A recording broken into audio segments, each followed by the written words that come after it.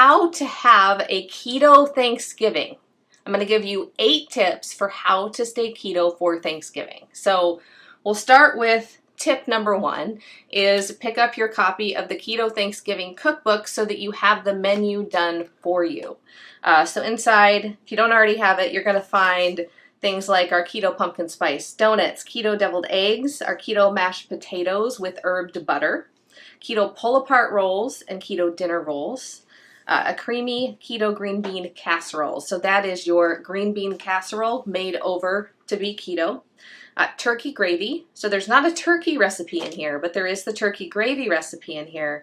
And then there is a sugar-free maple bourbon glaze and instructions for cooking that into a ham, which ham is a little bit harder to get right for Thanksgiving. We've also got our Jeremy's favorite, our no sugar added cranberry sauce. Cranberries are a low carb berry, so you can have a little bit of cranberry sauce with your turkey if you make the not sugar out of the free. can, right? No, right. You got to use real cranberries. I've got 2 different pie crusts to choose from in the cookbook, and then 3 different pies. So there's a pecan pie, a lemon curd pie with a whipped cream topping, which is amazing, and our deep dish pumpkin pie with spiced whipped cream. And if you're not a pie person, our pumpkin bars. Spiked with whipped cream sounds good too, though. Oh, spiked. Spiked whipped cream. And then there's also our keto hot cocoa mix and our low carb sangria. So we didn't leave out the drinks. So, plan ahead. If you want to stick to keto over Thanksgiving, the time to start planning is right now. That's why we're covering this today. So, plan ahead. And so if you're making it yourself, you can get the cookbook. You can just there's your menu. You can make your menu and have your keto Thanksgiving at home. The recipes are delicious. Your family will love them. Now, what do you do if you're going somewhere? Well, what I do is when we go somewhere, I make 2 or 3 dishes, usually like 2 sides that are our favorite sides, the things that we really want to eat, and then a dessert. And I bring that along. And usually people are fighting over the leftovers of the dessert, like who's going to get to take them home. So desserts can be a big hit when they're delicious. Now, if you are just trying out a recipe and you're not sure about it, I would advise you to make it ahead. One of your favorites, like make it ahead, make sure you're going to be excited about eating it. It's not such a bad thing to preview some low-carb Thanksgiving right, food. Yeah. Or if you're like, how do I make these rolls, like the pull-apart rolls, just try it one time and see how it goes. I mean, it's stuff that you can freeze anyways, so you'll have something left over. Yeah. Which is one of the other best parts about Thanksgiving, leftovers. So the next tip is take a deep breath and don't stress too much on this particular day about your macros. So if you're all up in your head about what are my macros today, then you're not going to experience Thanksgiving the way it's meant to be experienced. You need to be present with your family, especially this year where we're under so much stress, and maybe you're not going to be able to be with family and you're going to be able to be, with your limited, very, very close family. Just focus on that. But if you've done some planning ahead of time, there shouldn't be that much to worry about because you'll have everything you need ready to go. The average caloric intake on Thanksgiving is over 4,500 calories. And what did we find out? How many carbs? About half of that is carbohydrates. So 560 grams of carbs is consumed on Thanksgiving. So if you go and you accidentally eat 50 or 60 or maybe even 70 grams of carbs on Thanksgiving and you're trying to stay keto, guess what? You're way ahead of the average American, way ahead. So don't stress out too much about it. Make a plan to get back on. Yeah. So what do you do if you fail and you indulge in something? Maybe you end up taking a few bites of something.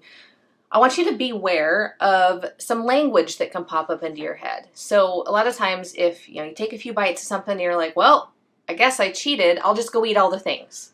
And then that kind of starts this spiral of overindulgence, right? Then you all of a sudden, all that FOMO comes back and you're thinking, oh, I haven't been able to eat all these things. And then you kind of go deep into the weeds of eating all the carbs. Well, there's some research that's come out fairly recently that shows that if you are on keto and then you do that, you go way up and maybe you go and you eat the 500 grams of carbs, that will pack weight on your body very rapidly. Your body will just go into storage mode. So be aware of that. And also be aware, if you've been on keto for a long time, 6 months or more, if you've been in ketosis for that long, a few bites may not affect you at all. Your body may be able to handle that. Yeah, so where are we at? Sorry, we do have notes, so we prepare ahead of times, and sometimes we take a second to make sure we're on track with our notes. So be aware that family and friends can get pushy. Like we did a whole video maybe 2 years ago about Thanksgiving. Like we were going to my parents for the first time in a while, and I didn't want to disappoint my mom. So we made a plan, we talked about it, and we executed the plan. But family and friends can get pushy, and be aware that it's not always about you. Like they want you to eat the things that they made because they care about you. And if you're not eating it, it could hurt their feelings. So be aware that there's other reasons for them being pushy. It's not just about you. And the other thing is, think about it. Here you are at Thanksgiving and you're sticking to your diet. You've made a choice to stick to eating keto. Well, they may feel guilty. That may have just an unconscious response in them, and they feel guilty that they aren't sticking to healthy eating. And so who are our favorite people to indulge with and be naughty with?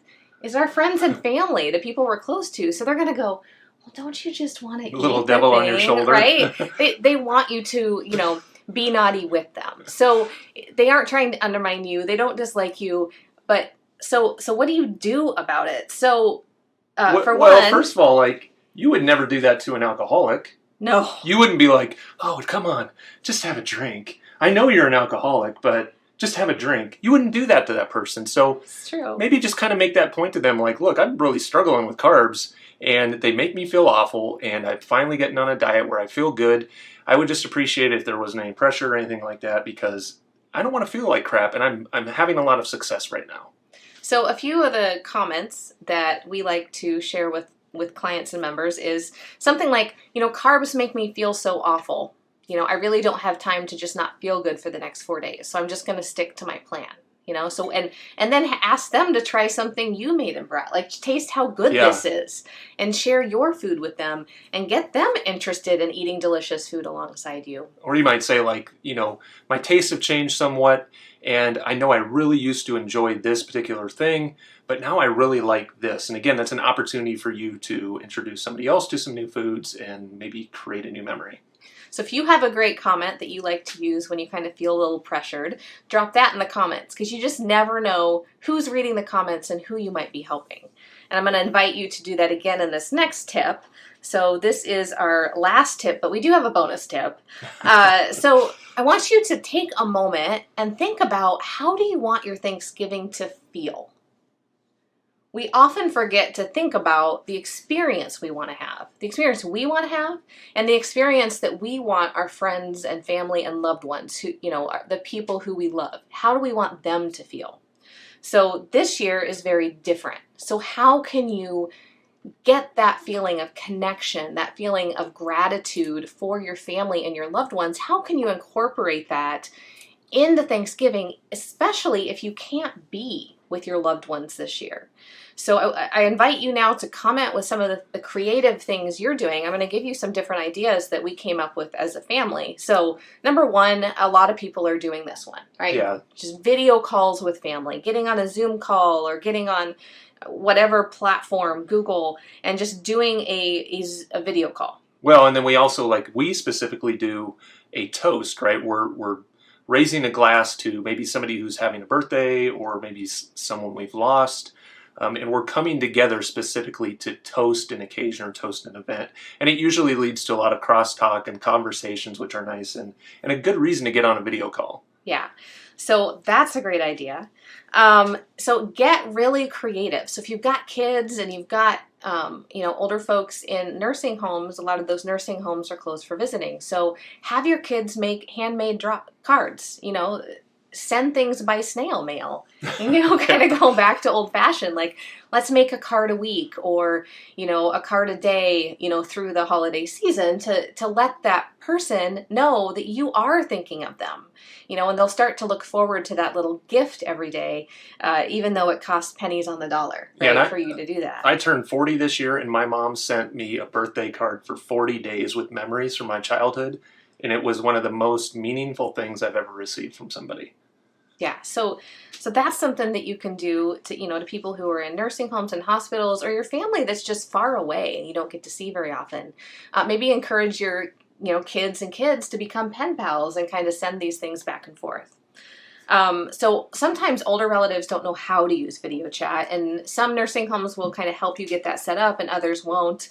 Or maybe you have a relative with Alzheimer's or dementia and they just don't understand. So one thing we came up with is that you could record a video, just of you guys talking and giving updates and telling your loved one, you're thinking about them, and then take that video and upload it to YouTube as a private video. So when you upload to YouTube, you can do it as a private link.